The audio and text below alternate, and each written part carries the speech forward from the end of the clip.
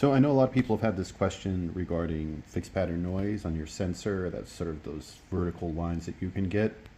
Um, so in this particular case, I had replaced this sensor because the sensor was blown for this 4x3 Plus, but I did have that vertical noise. I did send it to Arri, and it was about $525 to get it calibrated, but the camera passed both QC and they were able to calibrate the sensor, and the fixed pattern noise is solved.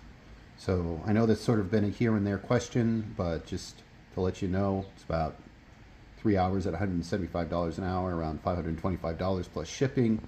If you have vertical noise, it is something that can be fixed, at least in my case, and just something for you to know moving forward. Thank you for your time. Again, this is Father Time. Like and subscribe.